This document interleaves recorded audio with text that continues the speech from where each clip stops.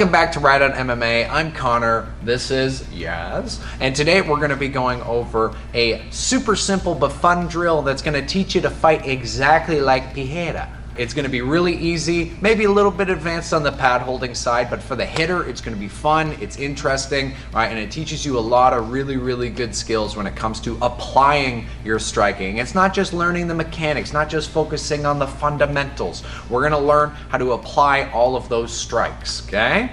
Sounds good? Let's do it.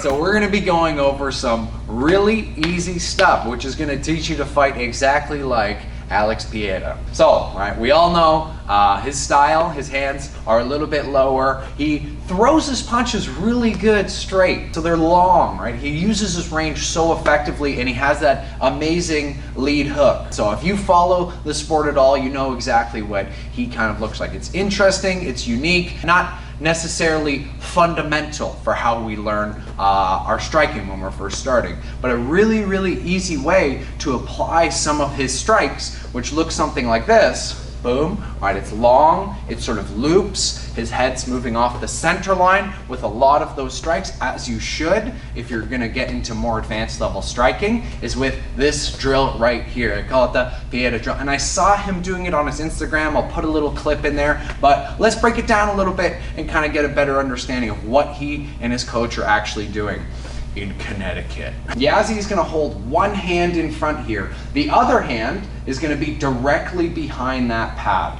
Now, I think you can already assume what the drill is sort of gonna look like here. I need to find ways to hit that pad, boom, going around the hand in front. All right, we think about the way maybe Adesanya fights, right? He's very lead hand heavy, touching a lot of movement. His hands are pretty far out there, right? You can't necessarily come straight in with your strikes like you would with a traditional jab or cross where you're gonna come straight down the pipe. You need to sort of shift off and find ways to get your hands around your opponent's hands.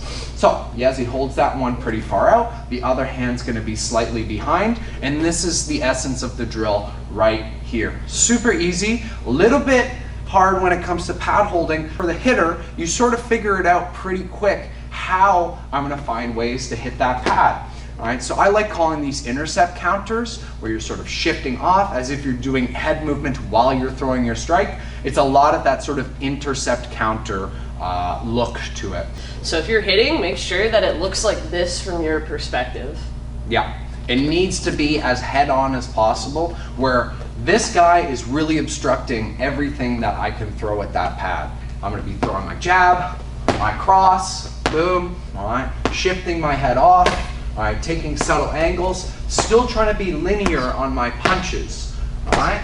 Now, the essence of the drill, it's not necessarily like overly structured. She's gonna keep that pad up, and that's just my target, and we do a little bit of footwork in between. But before we even start doing that, let's just see a slightly different angle of what I kind of look like from behind. I'm shifting my head to the right, to the left, still throwing my punches straight, and finding ways to get my hands there. Maybe even using my footwork to take angles, right, where I have to get around that hand somehow.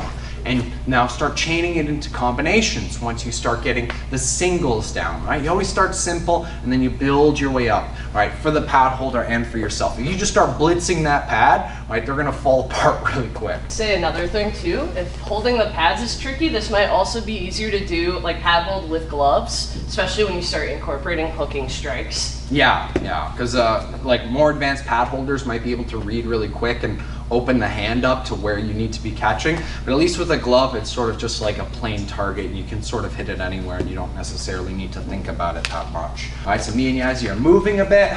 All right, she's gonna challenge my footwork, sort of pushing into me or pulling away.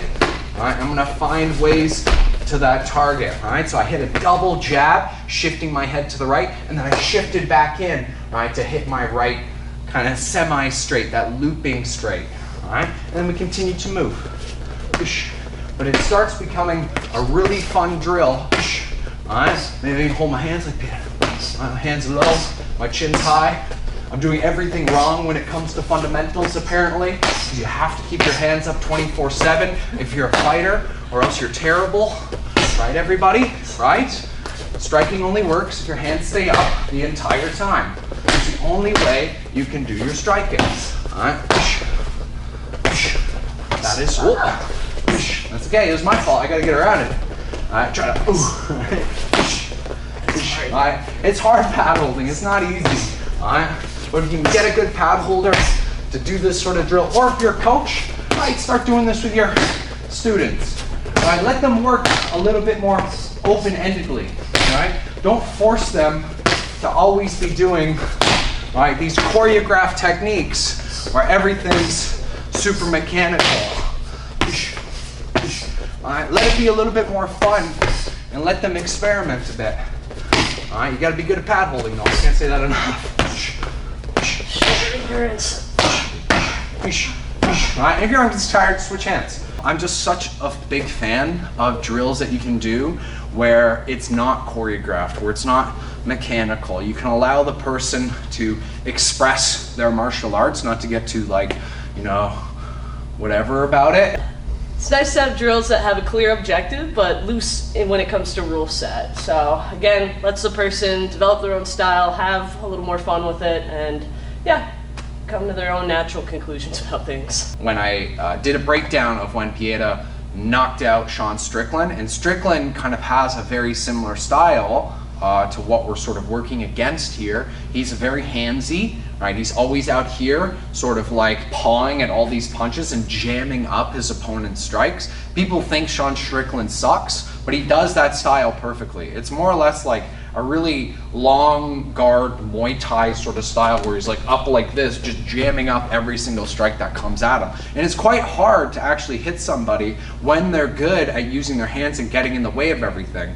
If you practice like this, where I'm forced to sort of reach around those hands, even just do sort of like the basic defense. All right, I'm trying to hit out and they're reaching, they're sort of knocking my hands out of the way, all right, with everything that I'm throwing at them. All right, if I'm able to sort of loop my straight punches and come around those, or move my head off, make it seem like something else is happening instead of just that traditional straight down the pipe style of striking, it gets a lot harder for this style of defender to actually do the defense that they're used to. And then we saw Sean Strickland get knocked out.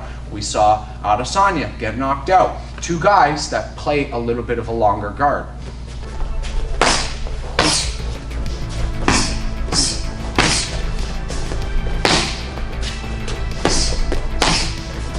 Shoulders are good. Yeah, especially that way. Yeah, shift your head in. Nice, way better. There it is. Now straighten that arm out. Yeah. Nice. That's good, make it work.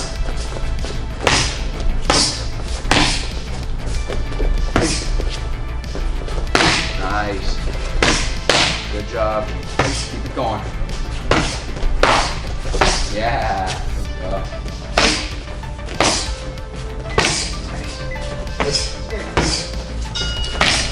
Good job. Yeah, turn the shoulders into that right hand. Go stop off square. Yep. Yeah. Yeah. Good job, Mike. You're always there. Shift your head inside too, right? Yes, that's what you're looking for. That's the difference. Right, chain together. 1, 2. Yeah, again. Yeah, all right.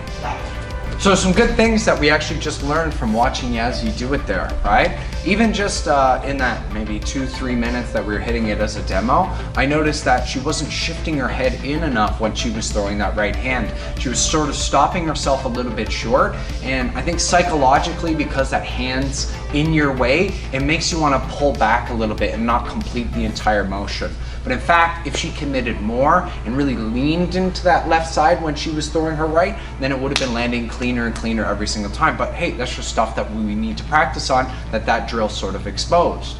Another, again, sort of subtle thing that's not necessarily about what Yazzie was doing, but just in general, if you want to strike to get a little bit higher and over top of hands, turning the elbow up, right, is a very natural way to not get jammed up when you're throwing this sort of looping straight, right? The higher my elbow it is, the easier it is for it to get over top of those hands, right? From here, right, it's sort of bang, right? The more traditional would get jammed up or go straight into them, right? If I turn my elbow really high when I do it, it will sort of pop its way over top of it.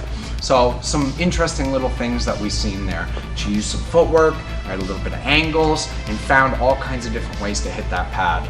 To that, aside from, I guess just for me, I don't usually throw like a lot of like slipping my head to the inside when I throw my right hand, so I feel like that's a good thing for me to work on, especially for overhands and stuff.